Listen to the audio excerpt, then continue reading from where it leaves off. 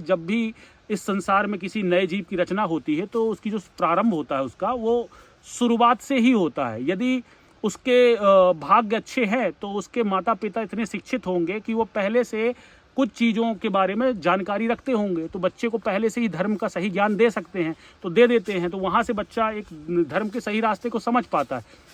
लेकिन जनरली ऐसा होता नहीं है, क्योंकि आजकल आधुनिकता के युग में लोगों ने विज्ञान को इतना महत्व दे दिया है संसार में कि अध्यात्म की कोई उनके जीवन में खास कोई वजह नहीं है।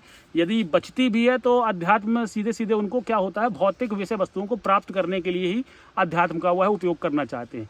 बाकी जो वास्तविक धर्म है, यदि हम धर्म की ही पहचान करना चाहें तो संसार में केवल एक ही धर्म है जिसे हम सनातन कहते हैं। और यह सनातन केवल इसलिए नहीं कहा जाता कि हिंदुओं द्वारा या किसी खास विशेष वर्ग के द्वारा किसी चीज़ का नाम किया गया है।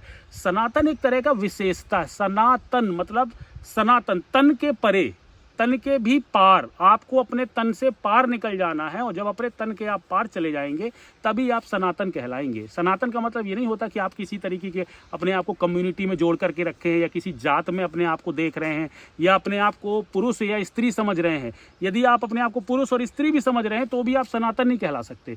सनातन कहलाने का मतलब ही है अपने आप को आत्म तत्व में विलीन कर लेना, अपने आप को आत्मा में समा लेना, अपने आप को इनफाइनाइट समझने लगना। और इनफाइनाइट कब होगा? जब आप जन्म से अपने आप को नहीं जोड़कर देखोगे, क्योंकि जिसका जन्म हुआ उसकी मृत्यु तो निश्चित है।